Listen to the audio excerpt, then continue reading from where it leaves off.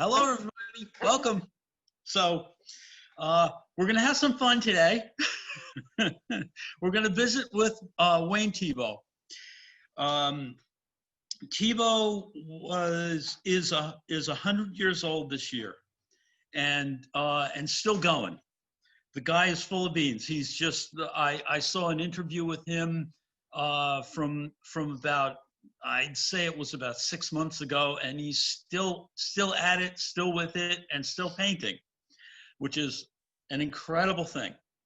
Thiebaud's work is kind of encapsulated as painterly pop. He actually, came of age in the 40s and 50s and absorbed a lot of what was going on at the time. He wouldn't be comfortable with that pop title. He's just an American painter, as far as he's concerned. The thing of it is that he's always loved paint. Putting the material on the surface is something that is really important to him. And even if you look at these birthday cakes that are over here, which are typical of his work, I'm gonna zoom in on them so you can see the paint quality. So you can see how thick that paint is. And he kind of whipped it up and slathered it on like it was it was really a birthday cake. He uses paint like frosting. So I'm gonna move on. We've got a lot to cover in a short amount of time. So in the 50s, actually, what happened? Let me do a really quick bio. He was born in Arizona. They moved to California. He actually started making art when he was a young man, but it was cartoons, which you can kind of see that in the stuff. There's a cartoony quality to the whole thing. He had an apprenticeship for a short period of time at Disney. He worked for a company called Rexall Drugs and did advertising art for them, and all that. Was really in the art design field, and someone encouraged him to pursue his interest in painting. And so he went back to school and got an undergraduate degree, and then went on to do his painting. His wife, who he met while he was in the Army, I believe, lived in Sacramento. So they ended up moving to Sacramento, and he started teaching at a community college there. So in the late 40s, early 50s, he was already teaching at a junior college there. He ended up at UC Davis sometime, I believe, in the late 50s. Where he taught for a good 40-year stint. During that time when he was at the community college, he got a sabbatical and went to New York City, and this was the mid-50s, so he kind of he went to the Cedar Bar and hung out with de Kooning and Franz Klein and all those people, and got to know them and got to talk with them. And de Kooning gave him some good advice. He said, I can see that you really like paint, but your paintings are about painting rather than about something that you care about. So I recommend that you find something that you really care about and paint about that. So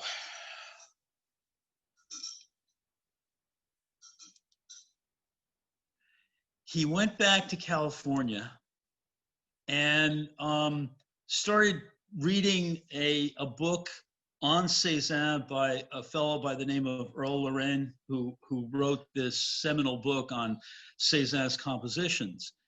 And one of the things that Cézanne would harp on is the idea of reducing forms into simple shapes, reproduce nature in terms of the cylinder, sphere, and cone.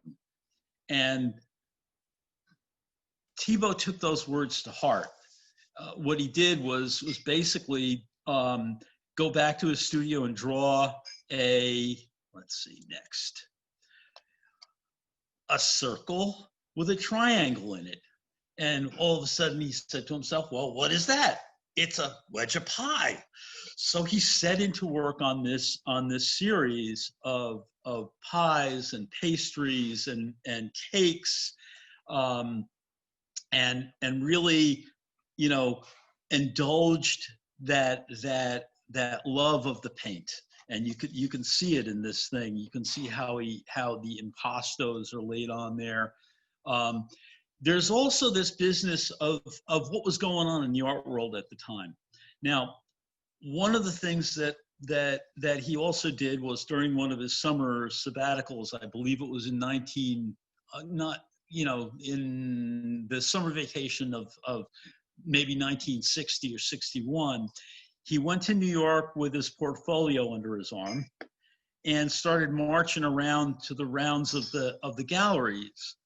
And he was getting rejected right and left. They were looking at this stuff and saying, what the hell is this stuff? It's a bunch of pastries. He ended up bumping into this rather interesting fellow named Alan Stone, who is a very well-known art dealer and art collector. And Stone took a look at his work and said, well, I don't know what to make of this stuff. He put one of Thiebaud's pieces up on the wall, up next to a bunch of other art, and said, you know, the painting holds its own. So that's how Thiebaud got himself his first gallery in New York. Stone included him in a group show, and the next year, in 1962, he gave him a one-man show. It was a total sellout show. The reviews were rave. The Times reviewed it, said this is something uncommon. These pieces are before Warhol, okay, hit his stride. So I'm gonna move on. And as you can see, Thiebaud took Cézanne at his word and painted ice cream cones. Well, it's a cone. The sense of humor and the sense of playfulness is there throughout his work. But there's something I began to pick up on as I was looking through the work a lot more and delving in. I mean, I always thought of his work as confectionery. It's sweet, it's frothy, but not real deep. As I really started to explore the work a little bit more, I started to see the tradition that he was working out of. Now, one of the things that I didn't mention is part of his art education was as an art historian, and he taught art history at UC Davis and at the community college. So he was familiar with this tradition of still life. And what he started to do was try and take things that were commonplace now and use them as the objects of his still lifes.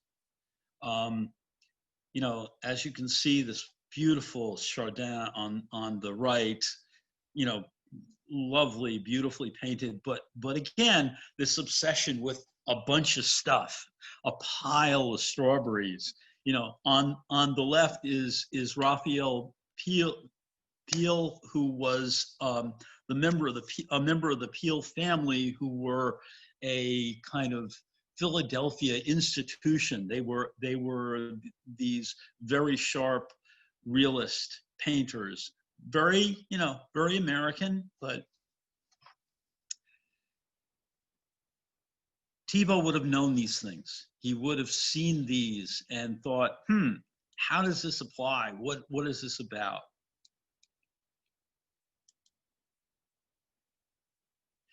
And so back to Cézanne's apples.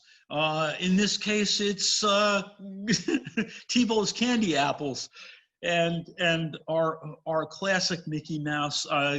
This is something that basically we come back to with Thiebaud. I'm going to keep moving. Next, let's see. Okay, and here is, Andy Warhol's Campbell's soup cans. These things were, basically silk screened. There was no hand mark. There was nothing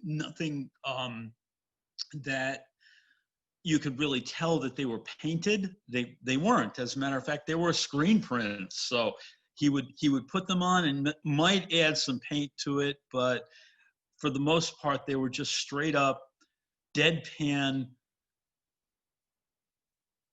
And the other aspect of this is the illustration, okay, where Warhol came out of an illustrator's background. He was an fashion illustrator and illustrator throughout the 50s, even into the early 60s when he was starting to do the pop art stuff. But the handprint is not there. There is no mark in there that looks like it was handmade. Where Thiebaud, even with these gumball machines, you got, let's see, zoom in. You got paint. There's paint in there. You can see the surface is painted. So I'm going to keep moving along. Okay, and we've got on your right, Roy Lichtenstein. So you can see, one of the things that the New York pop artists were reacting to was all this gesture stuff and the expressionistic business that was kind of almost a religious belief in a certain area of abstract expressionism. And, they went a totally different way. They were like integrating, what we live with, what we're looking at in our society, the kind of straightforward illustration and flat surfaces. Now, on the left, we see this buffet that was set out by Thiebaud. Now, there's a it's pop imagery, and yet it's painted. So let me go back to my notes here and double check and make sure I'm hitting everything I want to hit on. Let's see. Okay.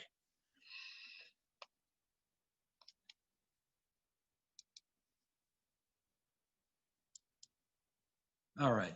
And, now we've got, this is a trucker's dinner. I mean, this drumstick dinner is something that, you go into a diner and sit down at the table and there it is. They put the spread out in front of you. Now, this is very painterly. It's very loose. I'm going to go more into this, but this is really, there was a move back into figuration, into figurative work from the what was really thought of as the cutting edge, which was abstraction and abstract expressionism. In California, there was a move back into representational work, and they they kept the kind of loose, lush, painterly quality, but started to move back into working with representational images. And there was a whole group of painters that did that. In 1957, I believe it was, or 58, there was a show in San Francisco that Thiebaud would have gone to, which was the Bay Area figurative painters. And this included 3 major people and about a dozen other lesser known people today, anyway. Richard Diebenkorn, David Parks, and Elmer Bischoff were the 3 major painters. So Thiebaud would have gone to see this before, this is before 1960. So basically, he was looking at them approaching representational work with a looser, more, the brushwork of the abstract expressionists was integrated into figuration. So that's kind of what he was seeing happening there. Let's see. Next. Okay. The other thing about Thiebaud was he was constantly and is constantly reading and thinking about what was going on in contemporary art.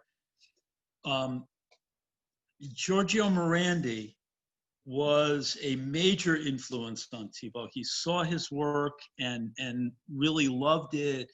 And, again, this is a guy who looked at Cézanne long and hard and integrated the figure ground stuff, the ideas, the notions of how the compositions work, of warm and cool color and how they interact, what the shapes are about, and really how those things sit on the surface of a canvas.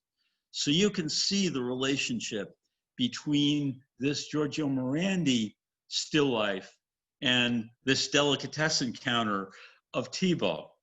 The subtlety of the color, the shape relationships, the way the shapes are composed on the surface.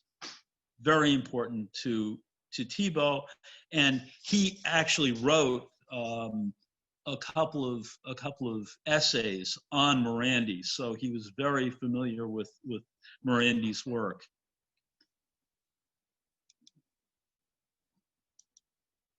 And again, Giorgio Morandi on the left, these elongated shadows, these kind of enigmatic shapes. They're sort of clearly objects in space, but what their relationship is to each other is a little bit more of a question mark. And you see how Thiebaud used his banana split and the shadows cast from there to play with the figure ground business in this thing, to play with the object and the background, and the interaction between the objects in the space.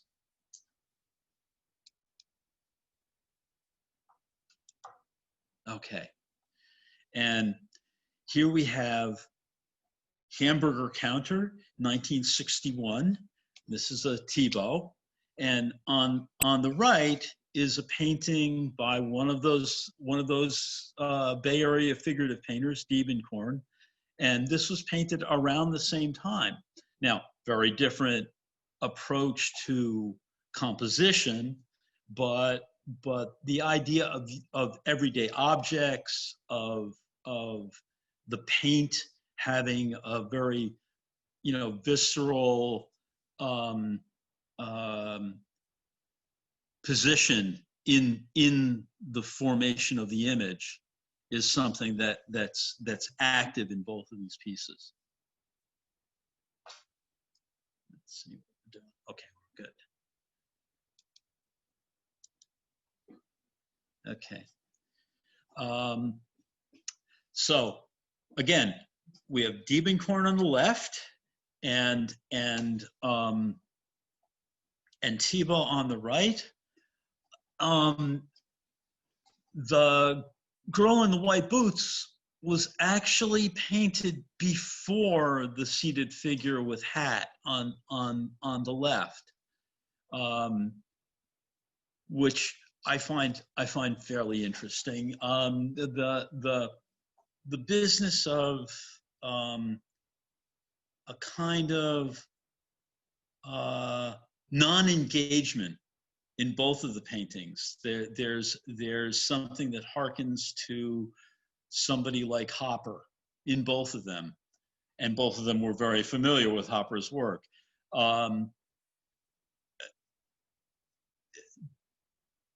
The kind of realism that is in the Thiebaud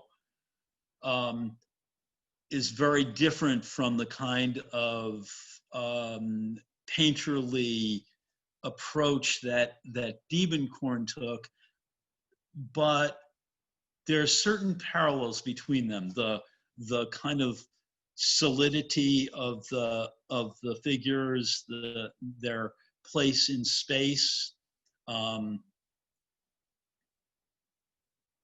and the non-engagement with the viewer. You know, this business of just sort of they're in their own worlds, and we're kind of separate, looking in on that.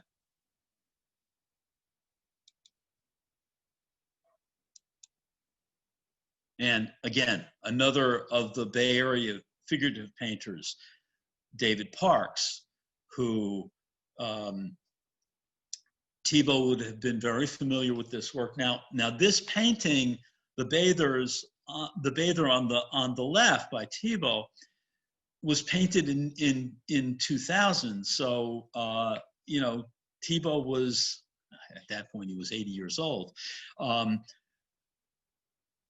Still interested in exploring the possibilities of this kind of expressive range of paint. So very interesting. You know, I love both the paintings, but that's my problem.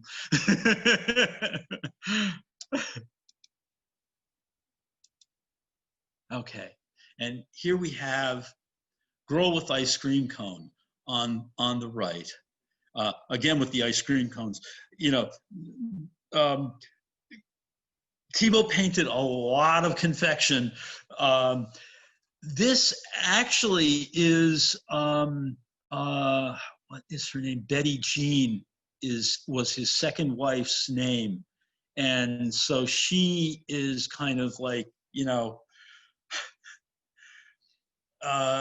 almost like a piece of pie. You can see the relationship to Hopper. Now the Hopper's kind of cool, voyeuristic observation into a private space, where Betty Jean is kind of, you know, she's not engaging us so much as she's engaging in the ice cream.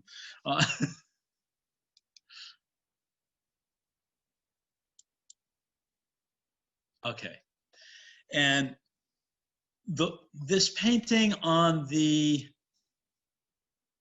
right is Thiebaud, the 5 seated figures. Now he did a whole bunch of these seated figures. They don't engage one another. They're kind of absorbed in their own worlds. They're somewhere else. You know, this piece to me is like dropping into an episode of Twilight Zone, but that's something else. The relationship to Hopper down below, you can see those kind of isolated figures. They're kind of in their own worlds, and that is one of the things that I see between Thiebaud and Hopper as something shared. Now, these were painted around the same time. I mean, the Hopper down below was painted in 1960. The 5 seated figures was 65. The Piero della Francesca mural. I think you all already know that I love Piero del Francesca, so that's no news. These figures stand kind of in a solid sculptural space.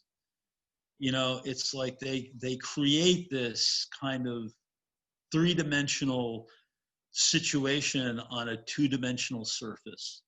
And that's one of the things that I wanted to point out in the Thiebaud, how much that was the space within this, you know, the relationship between these characters is more spatial than it is psychological.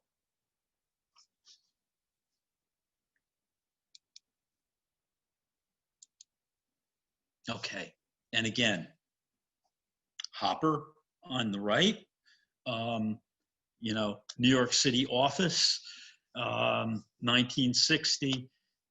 This on the left, the receptionist, is a painting from 1988 by Thiebaud. And if you look at that background and you look at how the paint is put on and all of that, the color field painters come to mind. Actually, you know, Thiebaud was very, you know, very much involved in keeping an eye on what was going on in the art world around him.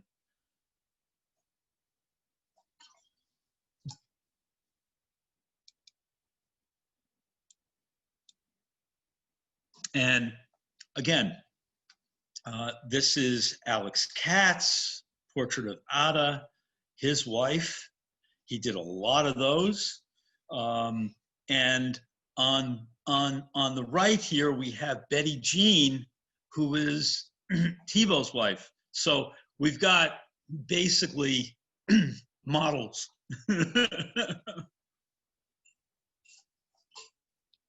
that that are cheap and will stand still.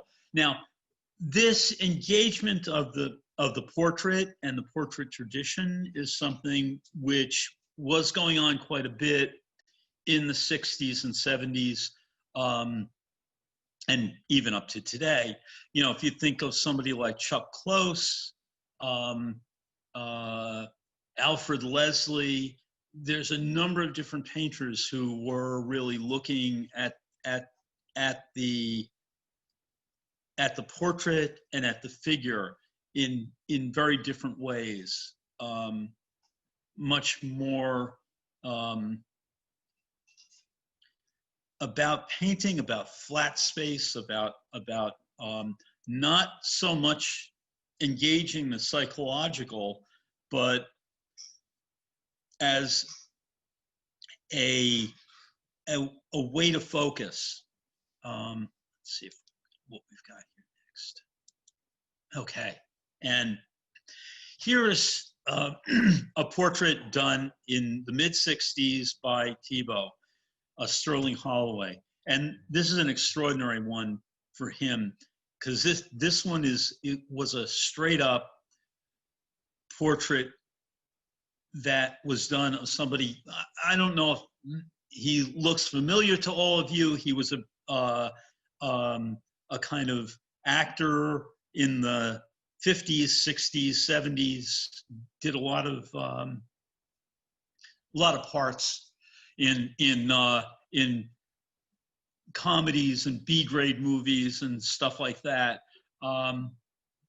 But the paint quality and the engagement of this is very different from a lot of the others. Now, this is one where Holloway came to Thiebaud and asked him if he would do it, if he would actually do a portrait of him. And Thiebaud said, well, I don't do that, but you can sit for me and we'll see how it turns out. And by the end of it, Thiebaud was pleased with it, and Sterling Holloway bought the painting from him.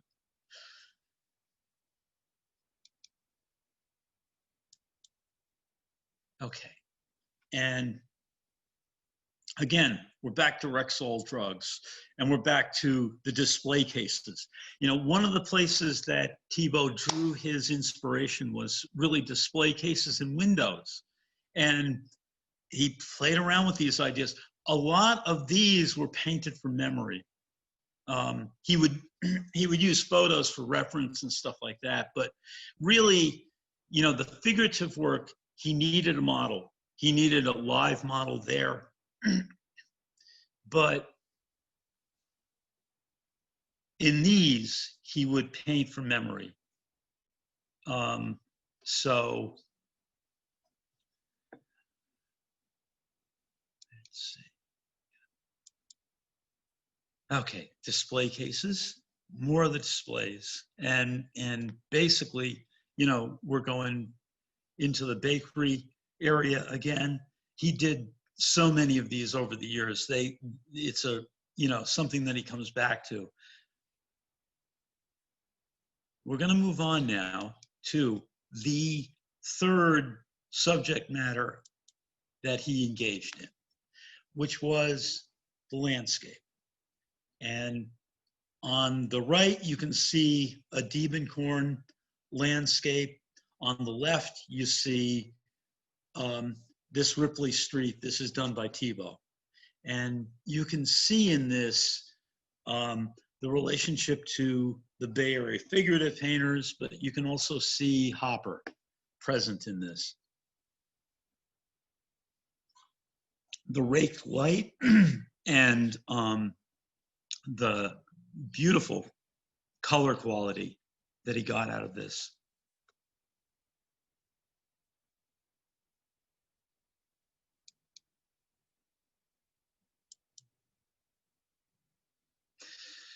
So there's a vertiginous quality to these cityscapes that really put them into kind of, you know, Hitchcock territory for me.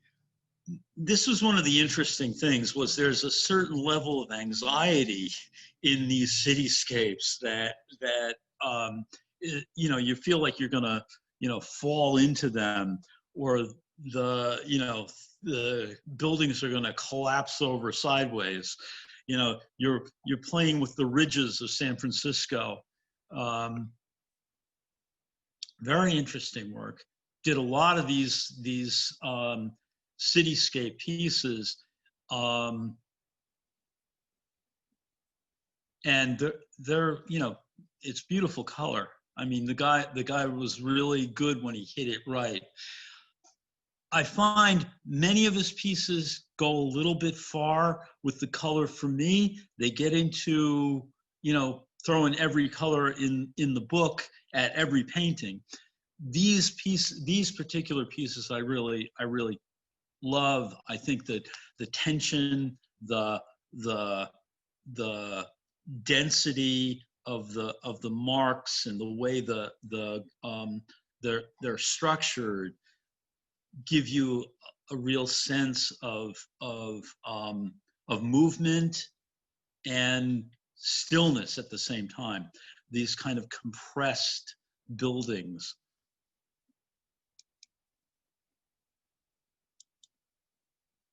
Okay, and talk about vertigo. So you definitely feel like you're going to tumble off the side of this mountain.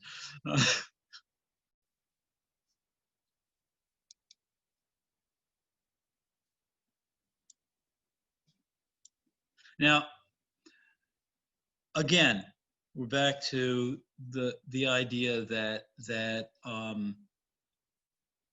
Thiebaud was constantly playing. He's constantly thinking about things. Now, this painting on the left, the Canyon Pass, this was painted in 2019. The guy's 99 years old. He's painting the 60 by 60 inch piece. And I'm seeing this in relationship to Morris Louis from 1958 and the you know, again, the color field painters. You can see the abstract quality. Now, you know, Thiebaud has to throw in a couple of reference points like these. Let me see if I can zoom in on this. Like these little tiny trees up here and these little buildings on the top of the ridge, you know, over in here and over in here, on, you know, on that top edge of the ridge, you can see both sides. But there's also that abstract quality in the play between abstraction and representation.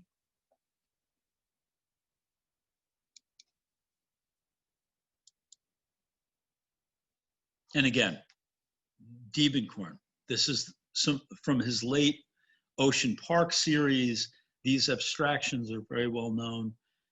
He got these from aerial views. He got into using Diebenkorn, saw this out of the plane window when he was flying to New Mexico in the 50s, and he saw the shapes on the ground. Well, he came back to this late in his career and started, you know, these are almost like maps, topographical maps. They're kind of like looking down over the fields and farms and things like that. On the right is Thiebaud painting the farmlands around Sacramento, and you can see how he was combining different kinds of points of view. You know, in the center, this field is sort of like, you know, it's almost like a cubist piece where you're looking into this field on the left center. And on the right, you're looking at an aerial view, looking down on the thing. Well, you know, he's playing with different things at this point.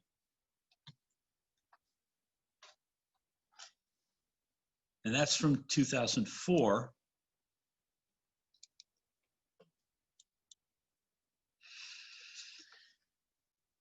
And on the left, you've got 1992, Coastal Village. He's still fascinated by these buildings and the precipice, the idea of these things, you know, dangling on the tops of these cliffs. And on the left, you've got, I mean, on the right, you've got floodwaters. This is like when the Sacramento River kind of floods into the farm fields. They're really, you know, it's interesting. There's a, you know, they're buoyant colors, they're bright, they're definitely California paintings, but there's a kind of lack of ease, shall we say. It's an uneasy union of bright, buoyant color and kind of really disconcerting images, which is a fascinating aspect of Thiebaud's work.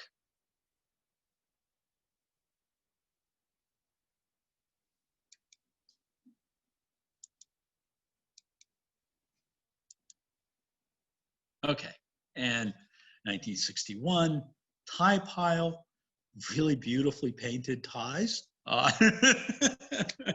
And hot dog with mustard, 1964. He's really, his sense of humor and conviction and diversity of the challenges that he takes on. This pile of ties is no easy matter to paint like that. Did a pretty damn good job.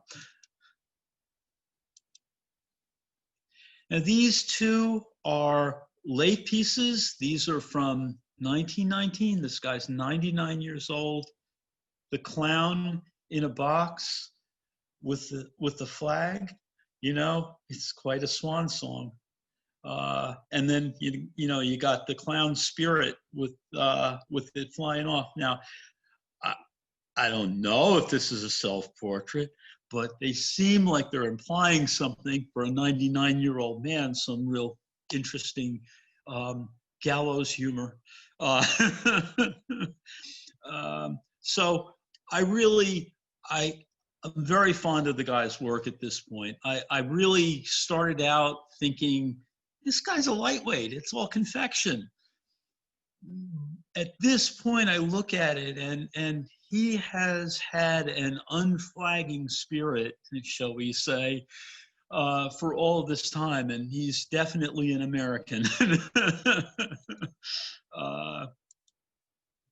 And this piece of boysenberry pie, was painted in 2019. 99 years old. I hope I'm going like hotcakes at that point myself. So this show, 100 paintings, prints, and drawings to celebrate Thiebaud's 100th birthday, is touring the country. It's going to be in, let's see, it's going to be at the Brandywine Museum in 2021 into January of 2022. So hopefully we will be able to travel by then. The Brandywine Museum is the museum that the Wyeth's work is actually, they established the museum. And so their work is there, and the property is really beautiful. It is west of Philadelphia, so it's quite a bit of a schlep to get there. Hopefully by the time this rolls around, we will be able to do it. There's some really good interviews, a lot of really good interviews with Thiebaud on YouTube, and there is also a wonderful biography of docu-bio of Alan Stone, the collector, on Canopy. So you can watch that, and he talks a lot about his relationship with Thiebaud, and he's a fascinating character anyway, obsessive collector. So I think I brought us in at a good time for you, Joan. Thank you, Larry. I appreciate it. And I appreciated your comments and about you still working like that at 100 years old. And yeah, really. No problem, knowing you as I do, that you will still be putting paint to paper at 100 years old and doing lectures. This guy gives me a lot of hope. Yes, we all have our idols, and he should be one. It sounds like a great man. Yeah. A lot of your asides were very funny, Larry. And we got some comments that people enjoyed them this time. Okay. So quite funny this time. And I thank you for doing this. So again, just a reminder, please go on our website, chappaqua.library.org, to see all the upcoming programs and to register for them, because everything has to be registered for. And I hope you all had a very nice Thanksgiving and a safe Thanksgiving. And we'll see you hopefully next week, but for sure in 2 weeks. Larry, what artists? We're going to be doing Fairfield Porter and his circle. Actually, there's a show on at the Parish Museum in Long Island. So someone had mentioned Fairfield Porter a few weeks ago, and I followed up on it. Great. Okay. All right. Everybody's leaving now. So again, have a good weekend, everyone. Okay. Bye.